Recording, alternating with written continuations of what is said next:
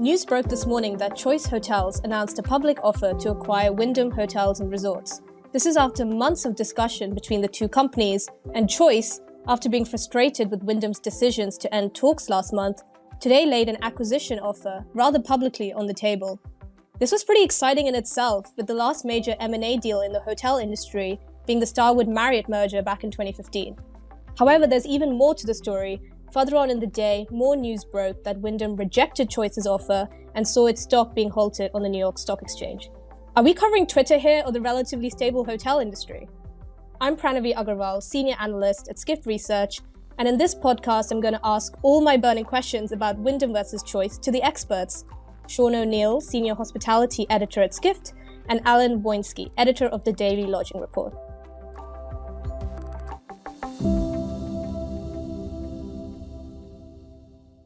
Hello. Hello, Pranavi.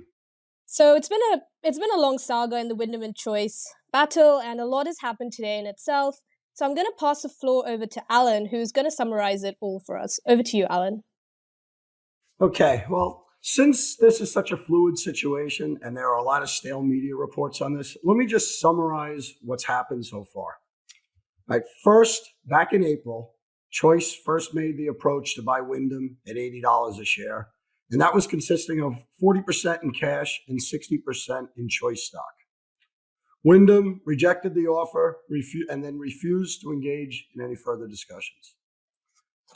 Choice didn't seem to understand that and came right back with an $85 a share offer that was 55% cash and 45% Choice stock. That at least brought Wyndham to the table to negotiate. But for right now, it doesn't look like anything is happening with that. Choice gave Wyndham what they said was their best and final offer of $90 a share, which consisted of $49.50 in cash and 0.324 shares of Choice stock for every Wyndham share owned. That meant it would be 55% cash and 45% Choice stock.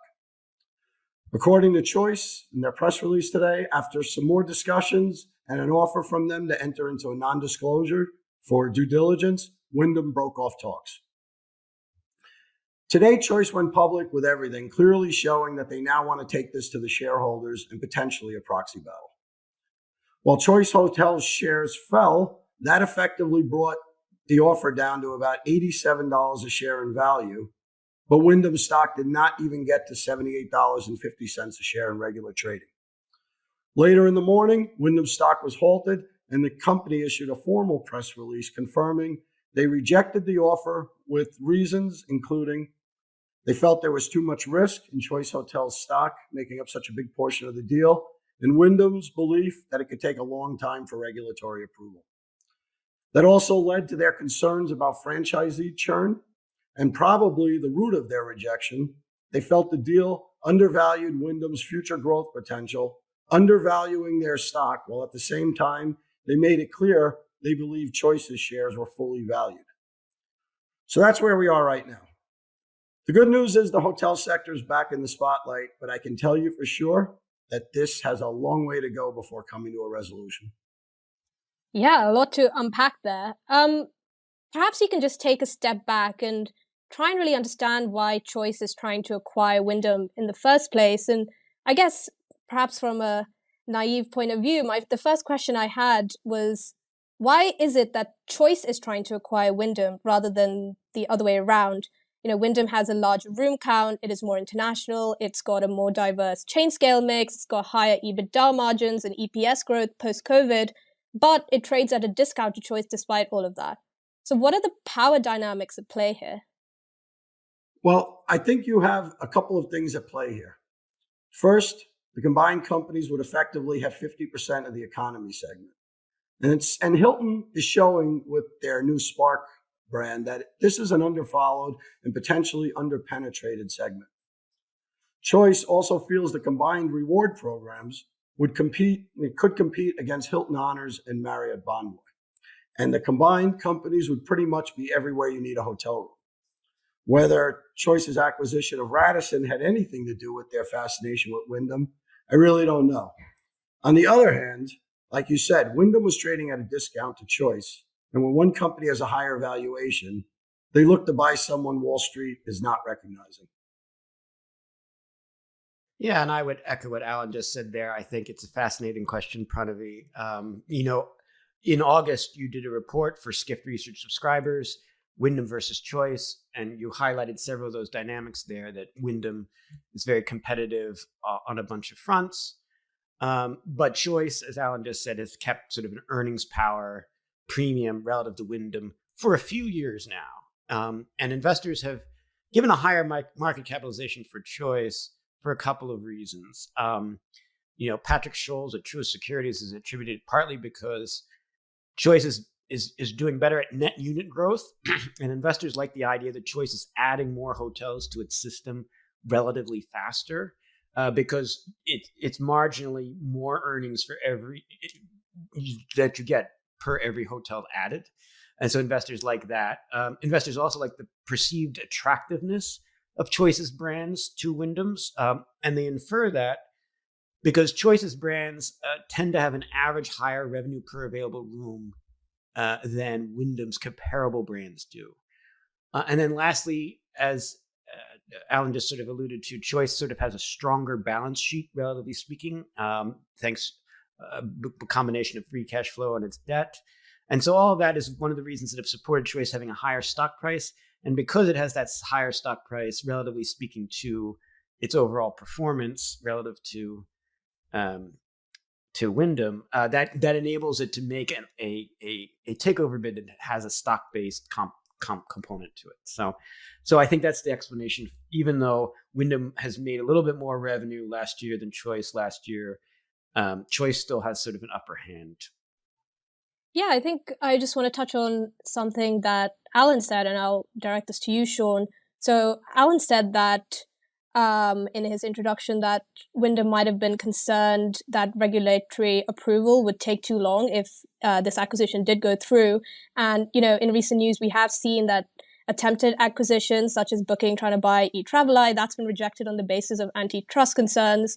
Is that a concern for hoteliers like Wyndham and Choice? They both have roughly 9% share of the US market. That combined would be an 18% share, which would make them bigger than the current market leader, Marriott, which has about 16% share. Is that a concern to you at all? So I think it's an important point to raise. Partly it depends on when. Because both of these companies are so primarily exposed to the North American market, it's the US regulatory area that matters the most. And so if this deal goes fast enough that the current administration is reviewing it, then they might run into more headwinds. If it takes longer and there's a new administration, then it might go easier. You pointed out in your Skift Research report on Wyndham versus Choice, you did a comparison of the market share of the major hotel groups, and you looked at the mix of hotel chains by chain scale let's look at two areas where they're particularly strong. In mid-scale, you said that Choice had 36% of the mix of all the major brands in the US, and Wyndham had 25%. So together they'd have a majority of the mid-scale. And in economy, you said that Wyndham had about 32% and Choice had about 14%. So it'd be nearly a majority.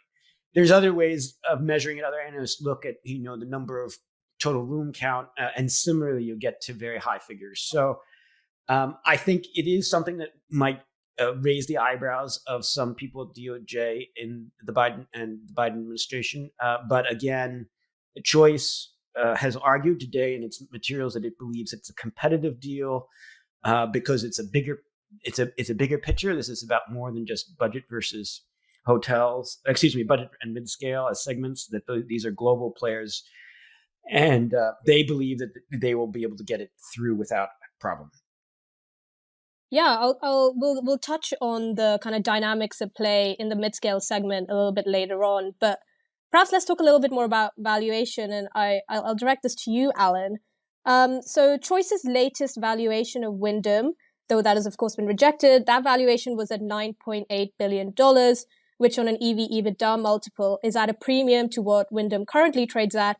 But interestingly, it's also at a premium to companies like Accor and Hyatt. And their proposed stock price of $90, as you talked about in your introduction, is much higher than the $69 that Wyndham was trading at only yesterday. So does this suggest that even Choice can see that Wyndham is undervalued? Is that why Wyndham has rejected their offer, because they feel like they could get a little bit more from Choice? Or do you think fundamentally that they're never going to accept and that we're just kind of following a race that's never really going to materialize? Well, if I knew the answers to that, I would actually try to get hired as their investment bankers because Yeah. I mean, I'm sure I'm not the only one that looks at this deal, going back to when this thing first started and kind of looks at this and says, what is the obsession that Choice seems to have with Wyndham? And it is borderline. It is borderline obsession because, a company, whenever you're doing a deal, if a company just comes right out and says, I don't want anything to do with you and go away, you don't come back a few weeks later with another offer. Okay, so now this is the second or third time that Wyndham has kind of said no to them, and they're still coming at them. So in Choice's mind, I'm sure they have something here that they believe bigger is better, and they need to do this. At the same time, they also know that there's really not a lot of other companies out there for Wyndham. And I don't really want to say Wyndham put themselves in this situation, but when you think about the old Wyndham, when it was Wyndham with also the timeshare company, Travel and Leisure, they never had an issue of their stock being undervalued. It was just every single quarter, the stock went up a little bit more. They had this cash flow. They were buying back tons of stock, and they seem to have lost that. So their stock has been stagnating. Choice, I think, has traded much better than Wyndham in the last year. So I think they believe they have strength here. I don't think they expected Wyndham's board to just slam the door in their face with a $90 a share offer, not when your stock's trading at $69 and really not doing much. So, I think everyone has a price. So, I don't think this is over. I think Choice may have backed themselves into a corner with their best and final offer. Doesn't mean they can't tweak it, but for right now, I think that Wyndham is going to hold off on this with the things that they put in their rejection, including something that hasn't really been discussed. And they did say something about the combined debt levels, which I think is really interesting because both of these companies throw off a lot of cash flow. And I just didn't think I would hear them say, well, we're concerned about debt levels when these are two basically franchisees franchisers that just throw off a lot of cash flow. So I think right now, the ball, I think, is in Choice's court because they have to decide if they want to go proxy battle here. I think Wyndham is just going to sit here for now. And if the stock goes back down into the 60s, I think it plays in Choice's favor. If the stock stays around 75, well, then I think we're kind of at a standstill and we have to wait to see what happens next. Can you very briefly explain what a proxy battle is? Okay, so if they decide that they're going to the shareholders, and this is something I got to tell you, I have not seen in a very, very long time because proxy battles kind of went by the wayside. So there's two types of proxy battles. There's proxy battles if you want somebody on the board. So let's say an activist comes in there and says, I don't like the way the company's being run. I want 3 of my people on the board. I'm going to submit them and I'm going to do my own proxy, which is the annual meeting to vote. They submit their own proxy and they try to get the majority so that they can get their people on. Now, if you want to take over a company, you can do things like tender offers, or in a proxy battle, just basically take it to the shareholders and say, we need a majority here to say you want $90 a share in cash and stock.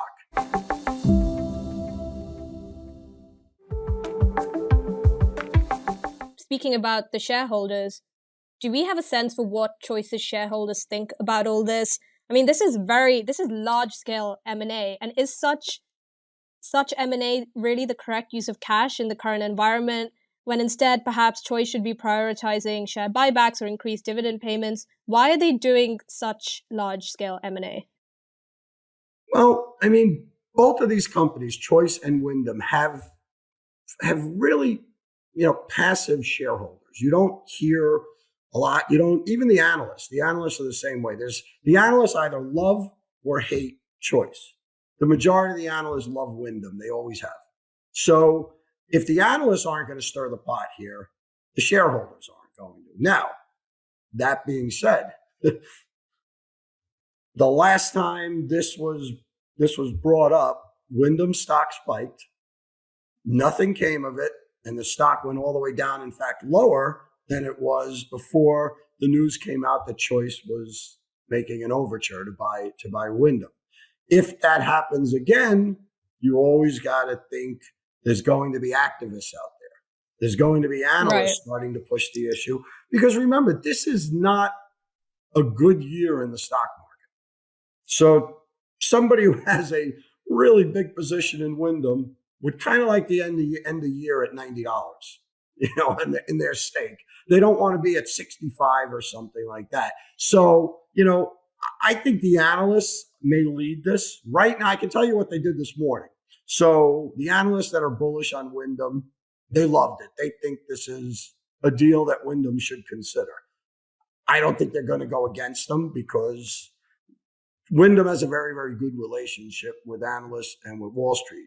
Choice has had a love-hate type of thing there. So I think they're kind of sitting there, and eventually they're going to start talking about, well, are you going to raise the offer? And then again, as I said, I think Choice made a mistake with their best and final offer because I think they kind of backed themselves into a corner by saying that, but at the same time, clearly they want to get this deal done. So what happens next? I mean, do you think that $90 share price is the ceiling, or could we see them raise it more? Well, very briefly, yeah. If they can come up with money, they could raise the cash side and get rid of Wyndham's concerns about the share price. I mean, I don't blame Wyndham. I mean, when you have 45% of the deal in stock, okay, your shareholder, I think it's Choice is going to have 65% of the combined companies. You have to be a little bit concerned. And especially if you have experienced people on the board that have been involved in M&A in the past and stuff like that. So I think they have a legitimate concern there. I don't know in this environment with interest rates the way they are, if Choice wants to take on further debt. Right. So yeah, I mean, I think that's a very good segue to ask the very important question, which is why now? It's rare to see such large M&A deals in hotels to begin with, but it's even rarer given the current interest rate environment, the current macro environment. You said this has not been a good year for stocks. Sean, perhaps I'll ask this to you. Is Choice on an acquisition rush? I mean, it acquired Radisson Americas last year, and it's trying to go after Wyndham now. Clearly, why now? Why are they doing this now?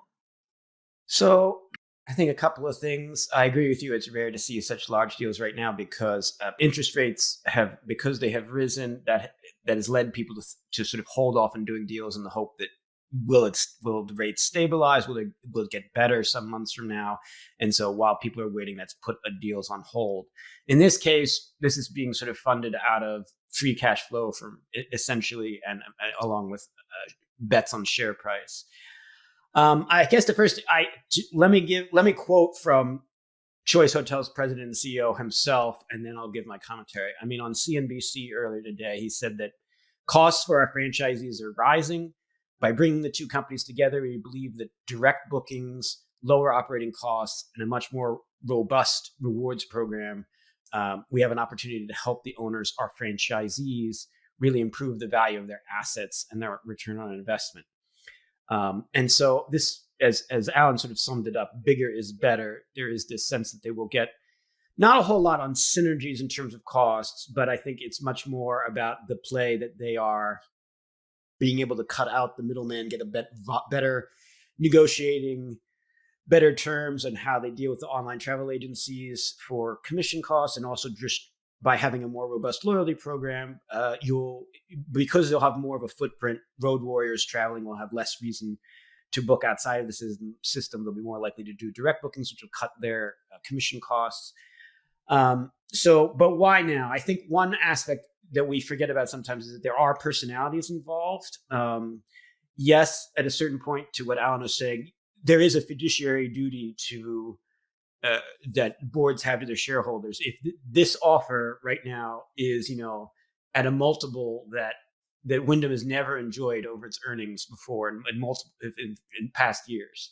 If, as Alan says, you can shift it back to a little bit more cash and a little bit less dependent on stock, I think it'll be very hard for the Wyndham shareholders. I could see starting to get very pressured, or an activist could come in and try to goad things. So I do think, in terms of personalities, this is a hard push. And one reason I feel like it's an aggressive play is that Pat's team at Choice, they never signed a mutual a disclosure agreement in order to allow, open up the kimono, as they say, to let Wyndham's team look at the books. They haven't completely been forthcoming. They sort of went right to their trump card and threw it down on the table.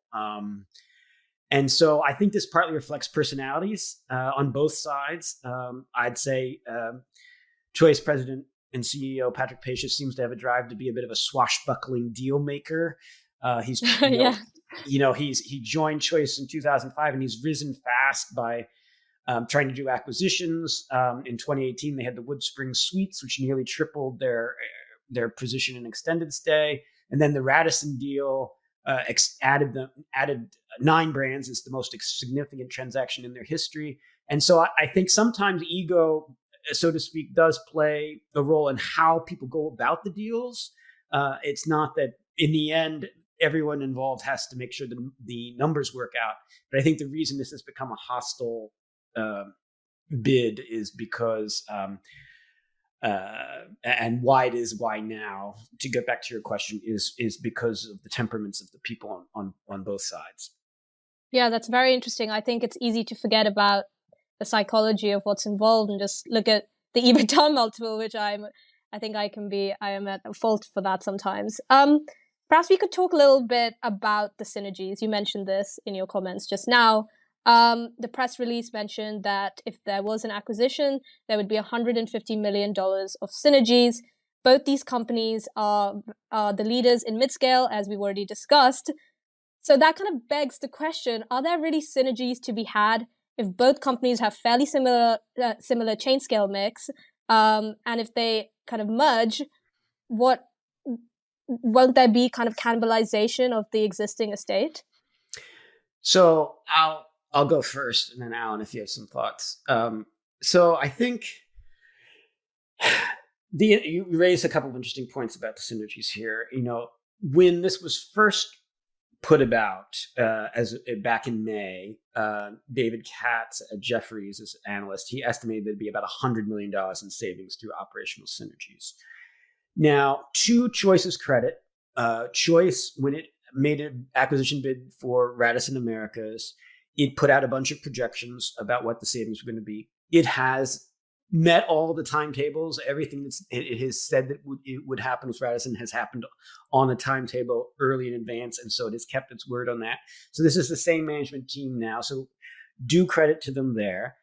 But it is, this press release said $150 million. Choice's hotels management told Truist Securities today that it could be as high as $210 million. And it does raise the question of where would the savings sort of come from? Because as Alan mentioned, Wyndham is praised by analysts for being a very well-managed company. It doesn't seem, they went public in 2018. They've had a lot of opportunity to sort of work through some of the low-hanging fruit of squeezing out costs out of the system. So I don't, and especially since both sides haven't really let each side look at the books in detail, I think it's a bit of an assumption that Choice is making about what the potential cost synergies would be. Again, to their credit, they did successfully do it in Radisson. They did a good job in Woodspring, so maybe they'll do it again. Alan, do you want to add? Yeah. Sean's correct that, when a company does it previously, you tend to believe them a little bit more next time. That being said, the analysts are not in agreement on this, that they're going to get to $150 million in synergies. One thing I think that nobody's really talking about is you have two very large public companies here. Removing the public costs out of one and merging it into the other is a big cost savings. Obviously, it's not going to be $150 million. But when you start thinking about things like that, you got accounting costs, you've got SEC costs, you have regulatory, and then start going down the line on how many things Wyndham and Choice have that overlap. Again, we're all going to speculate because nobody knows, because Choice is basically saying, we did this before, you should believe us now. So as Sean said, they did it with Radisson. So why should we not believe it? Well, I mean, I guess we go down the line. I didn't see Wyndham say, I don't want to do this deal because we don't think there's going to be $150 million in synergies. So right. I don't think it's not there. I don't, again, 150 million, 200 million in this environment with costs the way they are and everything, it's going to be tough, but I'm not going to question them. Not since they've done it before. I'm sure they didn't pull that just out of thin air. So they must have some substance behind that. Yeah, I mean, okay, say there are $150 million of synergy, but I'm struggling to kind of get my head around the contradicting messages that we hear on the earnings calls, where management of both companies have talked about expanding into more upscale properties, kind of as a means to address the white space in their portfolios. And we've seen that happen with Hilton, Marriott expanding the other way into mid-scale to kind of broaden their portfolio. By acquiring a company that has, is also a leader in mid-scale, isn't that contradicting the strategy they've said on the earnings calls? And what's next? Are we going to see Choice now acquire a luxury brand after this? It seems a little bit kind of sporadic and ad hoc, and I'm a little bit unsure about what their real strategy is. And I wonder if that's going to negatively impact the stock price further. Well, I mean, I'll take this one. I like the saying, stay in your lane. So it's kind of like, here's two companies that are very good at what they do. I mean, I'm not going to tell you that I would stay in a Super 8, but plenty of people do. My older son stays in them and everything else because they're cheap and stuff. So when he's out and everything, but, we get back to what you asked before. Why now? And I keep coming back to, does this have something to do with Hilton? Does this have something to do with Marriott, Hilton, Hyatt, and all the other guys kind of moving down a little bit? Moving, all right, we were in luxury, we've been there, we're not really adding much to that now, but we're going to start lowering the bar a little bit and kind of infringing on their territory. This is the kind of thing that you need a conference call. You need Choice or yes, Wyndham. Perhaps you will see that. Yeah. You need Choice or Wyndham to come in there and say, this is why I want to do this deal. Okay. It's not like somebody else is going to steal their thunder outside of private equity. I mean, there really isn't anybody in the market that I think would say, all right, I'm going to top this deal. I want Wyndham, or I'm just going to turn the tables and I'm just going to buy Choice. So I don't think there's anything for them to lose by pleading their case. Now, if they go to proxy fight, Choice has to explain why they want to do this deal. What they think is going to happen. They have to explain it in detail because the SEC is never going to approve the proxy, the registration, the form otherwise. So if we get that far, we're going to know. Sure. Sean, I think you had something. We don't. Mm-hmm. Right. Yeah. Interesting. So I think the two sides of it is that, as you were saying, Pranavi, on the most recent earnings calls, again and again, Choice's management team has said, we want to move up into more revenue intense segments. We want to go up from economy and we want to go more global. And then they've gone and made a big merger offer with one of the most budget and mid-scale intense and North America intense companies that they could possibly pick. So I feel like analysts are justified in saying, like, okay, well, how can we take your company strategy statements as seriously in these earnings calls, if you're, I suppose the retort was, this is such a great deal, we needed to have sort of a faint look one way while we were trying to do something else. And if that's the argument, they would say, possibly they would point to, what happened at Skift Global Forum, which was, we had the CEO of Hilton say that the biggest 10 and 20 year opportunity for the hotel sector in general is in the mid-tier, which is not that people are going to stop building luxury hotels by any means. It's just that the most opportunity on one of the most profitable hotels that you can have are these hotels that are in the mid-scale, the Residence Inns, the higher end La Quintas, the Hampton Inns. And so that is, as the middle class develops worldwide, this is sort of a model. And in order for the Choice and Wyndham both need to get out of North America, where the opportunities for net unit expansion are shrinking. It's pretty saturated along most of the roadsides. So in order to grow, they need to sort of grow out. And also for their loyalty programs, they need to grow up to have more interesting redemption options to make their loyalty programs interesting. So I agree with you. I think there's you said it better than I did, Pranavi, and also you touched on this in your report for Skift Research. It's that they have a lot of overlap in the Venn diagram, and you can make a pro or con argument about whether they're better together. Yeah, very interesting. I mean, this is a story that is not going to stay static. It's ever evolving, and we at Skift are going to, make sure that we cover it with keen interest. But I think we're at the top of our time here. So thanks, Sean, and thanks, Alan, for your insightful comments. Thanks, Pranavi. Thank you.